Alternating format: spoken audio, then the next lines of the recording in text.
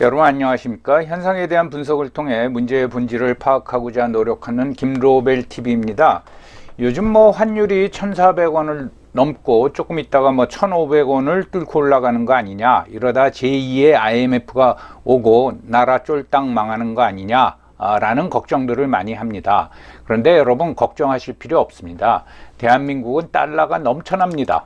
이렇게 왼쪽 그림처럼 달러가 쌓여 있고 그 달러가 훨훨 날아다닙니다. 그래서 은행들이 달러를 막 퍼주고 있습니다. 정말 한 번도 경험해 보지 못한 외화 유출을 지금 우리가 목격하고 있습니다.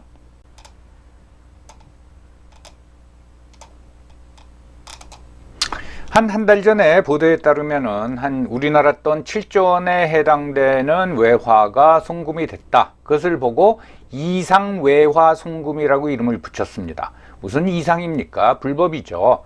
그런데 금융감독원에서 계속 조사하다 보니까 현재까지 밝혀진 바로는 17조 원, 달러로 환산하면 122억 7천만 달러가 됩니다. 당초는 7조 원으로 알려져 있죠. 그래서 이렇게 급격히 늘어나니까 금감원에서 전 금융기관을 대상으로 조사하겠다고 그러니까 그 액수는 더 늘어날 것으로 보입니다. 이게 지난 정권 때 벌어진 일인데 그때까지 금융감독원은 낌새를 챘는지 채구선도 발표를 안 했는지 조사를 안 했는지 모르겠지만은 깜깜무소식으로 있다가 이번에 정권 바뀌면서 금융감독원에 이복현 원장이 오면서 이거를 밝혀낸 겁니다. 아시다시피 이복현 원장은 검사 출신입니다. 그래서 금융감독원장으로 임명할 적에 말이 많았죠. 검사가 무슨 금융감독원을 맡느냐. 근데 검사 출신이 와서 이렇게 제대로 조사를 한 겁니다. 그러니까 검찰공화국이란 얘기가 맞지만은 그냥 민간인이 금융감독원장으로 있었으면은 이런 일이 일어났겠어요. 그냥 자가용 타고 법인카드 쓰면서 그 지위를 즐겼겠죠. 그러면 그 돈들이 은행, 시중은행들이 전부 다 연루가 돼 있습니다. 그 중에 제일 많은 액수를 보는 데가 신한은행 23억 6천만 달러, 우리은행 16억 2천만 달러, 심지어 지방은행들도 있죠. 부산은행 보면 6천만 달러 보냈습니다. 이걸 한꺼번에 보내지 못하니까 쪼개기로 보내죠. 그래서 이 은행들이 보낸 횟수를 보면은 7,456회에 짝에서 보냅니다. 이렇게 이상한 송금이 12개 시중은행에서 7,456회가 벌어지는데 지난 정권의 금융감독원은 몰랐다. 이제 그런 얘기를 하고 있는 거죠. 구체적으로 거론을 해서 미안하지만은 요 은행은 조금 문제가 있습니다. 이 은행은 아시다시피 제일교포들이 투자금을 모아서 한국에다 세운 은행인데 그 당시에는 일본의 새로운 금융기법을 가져올 거다. 그리고 민족 차별을 받는 가운데 모은 돈을 한국에다 투자해서 금융기관을 세운다 해가지고 엄청나게 뛰었고 지금도 아마 국민은행 다음으로 제일 큰 은행일 거예요. 근데 사고가 벌어졌다 하면 꼭 이 은행이에요. 여러분들 이 은행 조심하시기 바랍니다. 그런데 이렇게 122억 7천만 달러가 이상하게 또는 불법적으로 외화 유출이 일어났는데 최근에 우리나라 당국은 뭐라 그러냐면은 킹달러 때문에 환율이 올라서 외환 보유액이 한 달 사이에 196억 달러가 급감했다. 그러니까 환율이 올라서 환율 방어하느라고도 돈을 썼고 수출이 안 돼가지고 외화 유입도 줄어들어서 이렇게 줄어들었다. 열심히 환율을 지키기 위해서 노력하는 거는 분명히 인정하지만 이 122억 7천만 달러 빠져나가는 거 좀 진즉에 막으시지 그랬어요. 그거와 함께 최근 검찰에서 가상화폐 판돈을 송금한 중국과 일본으로 9,348억 원, 엔화나 위안화라도 바꿨겠죠. 어쨌든 달러로 환산하면 7억 7천만 부를 송금한 일당을 구속을 했습니다. 그 중에는 이제 지점장도 있는데 그 지점은 송금 수수료 21억 원을 챙겼다고 합니다. 그렇고 그렇게 거액의 외화가 송금이 되는데 본점에다가 의심 거래 경고를 보내지도 않았다라는 거예요. 이것도 본점도 문제가 있죠. 그 지점에서 예년과는 틀리게 그렇게 거액이 환전이 돼서 나가면은 한번 들여다봐야 되는 거 아닙니까? 그런 게 없었어요. 그리고 이 지점장도 뭐 뇌물도 받았다고 합니다. 그러니까 우리나라 돈이 9,348억 원이 빠져나가던 말던 우리 지점은 그 수수료 21억 원 챙겨서 평가 좋게 받고 지점장은 뇌물 받고 그러면 나라가 망가지던 말던 상관없다 그 말입니다. 이 가상화폐 김치프레임은 여러분 아시겠지만은 우리나라 가상화폐가 외국보다 조금 비쌉니다. 그러다 보니까 외국에서 그 가상화폐를 들여와 가지고서는 거래소에서 팔고 그것을 정당하게 거래를 했으니까 그거를 다시 본국으로 보내는 일이 굉장히 자주 있었습니다. 특히 중국이 그게 심했고 중국은 또 중국 안에서 불법 자금 또는 비자금을 가상화폐로 바꾸고 그거를 다시 위안화나 달러로 바꾸려면 한국에 보내서 그거를 팔아가지고 그 자금을 다시 가져나가는 이 수법을 많이 썼습니다. 그래서 중국 당국 그러니까 시진핑도 그걸 굉장히 싫어했거든요. 이건 뭐 널리 알려진 사실이고 제가 쓴 소설 윈스턴의 귀한 포스트 1984 345쪽에도 이 얘기가 나옵니다. 그 대사를 제가 한번 재현해 보겠어요. 가상화폐 그 위험해. 거기에도 시노 중국 자금이 왕창 들어와 있어. 엄청 올려놓고 빠질 거라고 하던데 우리나라 사람들 잘못하면 상투 잡는다니까 무슨 일 날 거야. 여러분 무슨 일 났죠? 9,348억 원이 빠져나갔죠. 더 조사하면은 그 액수가 더 늘어날 수도 있습니다. 그러면 이런 일이 벌어지고 있는데 수사기관이나 정보기관 기자들은 몰랐을까요? 왜 몰랐겠습니까? 여러분들 우리나라 정보력은 경찰이 최고입니다. 예, 심지어까지 그러니까 공인중개사까지 들리면서 이렇게 정보를 수집하는 게 경찰입니다. 당연히 이상한 소리를 들었겠죠. 정보기관, 국정원을 얘기하는 겁니다. 국정원은 외화 유출, 이게 국내 정치가 아닙니다. 그러니까 국내에서 외화가 빠져나가고 그러면은 그 외국에 있는 국정원 주재원들도 그런 소식을 듣고 하면서 이거를 탐지해야 되는 거죠. 예. 그리고 기자들, 금융기관 기자들은 몰랐을까요? 다 얘기 들었겠죠. 그냥 가만히 있었던 겁니다. 그런데도 불구하고 우리 정보기관 수장이라는 국정원 원장을 지낸 관종 박지원 선생은 아직도 방송에 나와가지고 웬 그렇게 주접을 떠는지 참 책임감도 없고 그 다음에 창피함도 모르는 아주 전형을 보여주고 있습니다.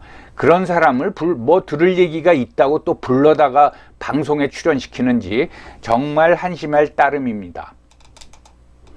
뭐 당국은 이거를 발표하면서 뭐 완전한 국부 유출이고 무역 수지를 왜곡시켰다 하고 지금 난리를 치는데 이거를 감독하고 관리해야 할 기관들, 즉 금융감독원, 은행 본점들, 외환 당국인 한국은행에 대해서 철저히 조사를 하고 책임을 물어야 됩니다.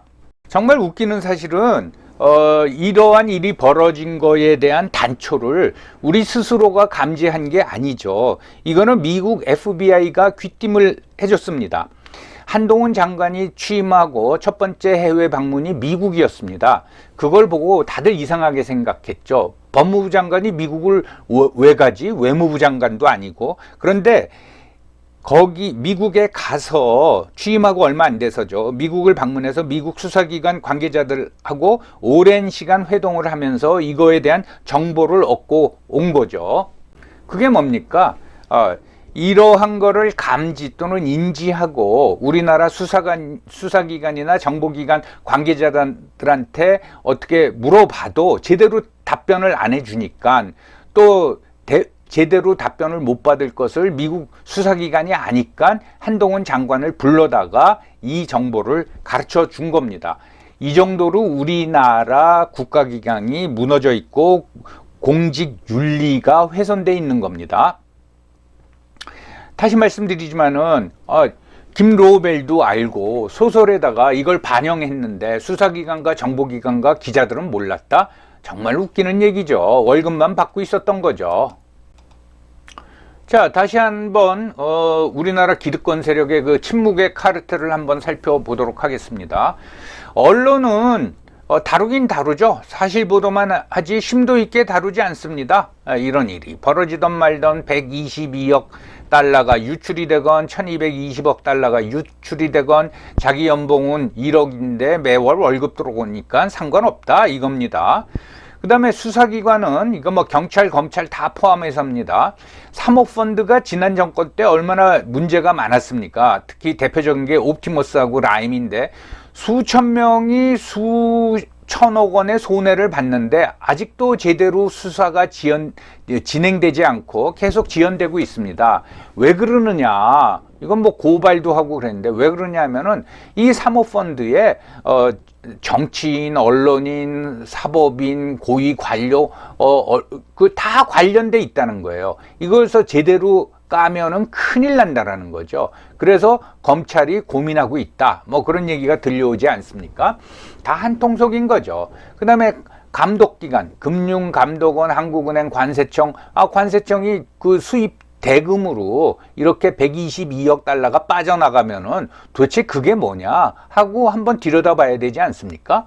또 은행이 뭐 그렇게 달러를 쌓아놓고 있지는 않지 않습니까? 그러니까 이거 환전을 하려면 한국은행 가서 달러나 원화나 예화를 바꿔왔을 거예요. 그러면 한국은행도 그거 들여다봐야 되는 거 아닙니까? 그런 일이 전혀 없는 거예요. 이거는 이들 기관의 사람들이 이러한 사건에 직간접적으로 연루돼 있다 라고 밖에는 우리가 추론할 수가 없습니다.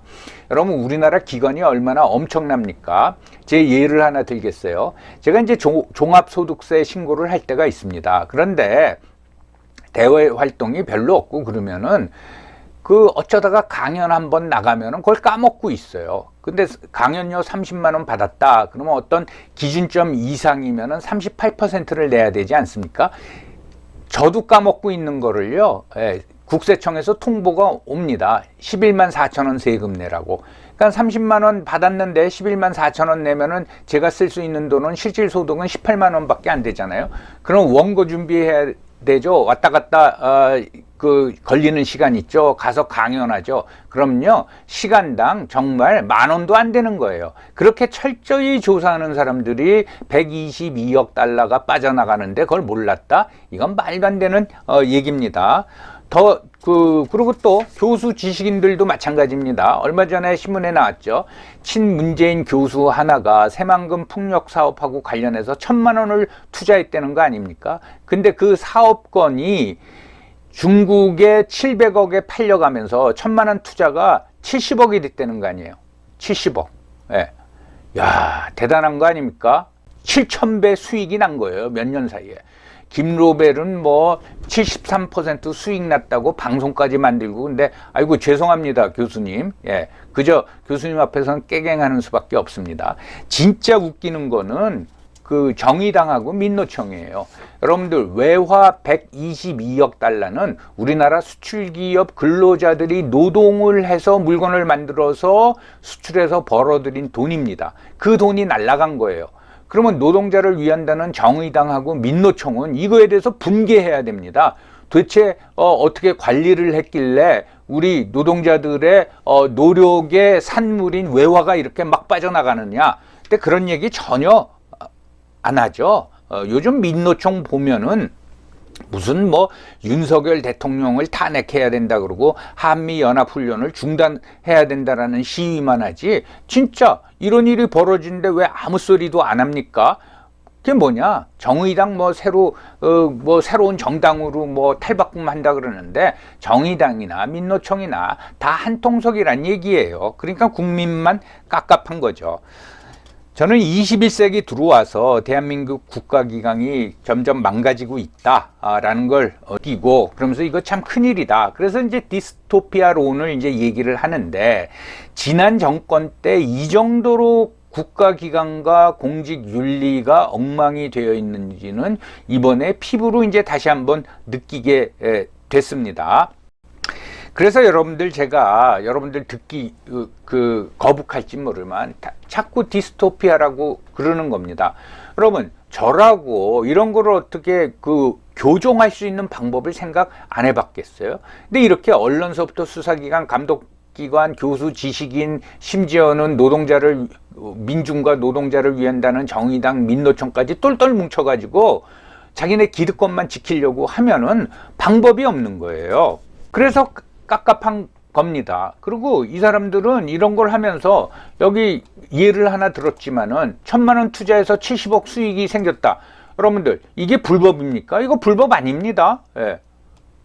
그러니까 이런 식으로 교묘하게 자기네 이제 축제를 하고, 그 돈은 결국은 국민의 세금이라는 거죠. 국민의 돈을 이제 뺏어가는 거죠. 다시 한번 예를 들겠습니다. 대법관 출신하고 대통령을 탄핵시킨 특검이 아파트 건설 사업에 숟가락 얹어서 각각 50억 원을 챙기는 겁니다. 정말 후한무치한 사람들이죠. 그 사람들한테 대법관직을 맡기고 또 대통령 탄핵하라는 특검을 맡기는 나라, 이게 대한민국입니다. 자, 그러니까 좌절감만 들고 어떤 방법도 생각나지 않는다, 그런 한탄을 여러분들한테 하는데, 그럼에도 불구하고 최소한으로 우리가 할 수 있는 게 뭐냐, 이건 특검을 해야 됩니다. 예, 특검을 해서 액수가 늘어나던 줄어들던 그게 중요한 게 아니라, 과연 무슨 일이 벌어졌느냐, 이걸 국민이 알아야 됩니다. 예, 그래서 지금 국민의 당, 여당이죠, 하고 대통령실은 협조해서 이 문제하고 관련해서는 특검을 도입하는 거를 추진해야 된다고 생각합니다. 이번 국정감사에서 아마 이 문제를 다룰 건데 별 볼 일 없을 겁니다. 그냥 겉핥기로 다루겠죠. 근데 그렇게 지나가서는 절대로 안 됩니다. 여러분, 처음 경험해보는 나라를 만들겠다고 했지만은 122억 달러가 이렇게 불법적으로 해외에 유출되는 것도 우리가 경험해 봐야 됩니까? 저는 그렇게 생각하지 않습니다. 오늘도 여러분들 경청해 주셔서 감사합니다.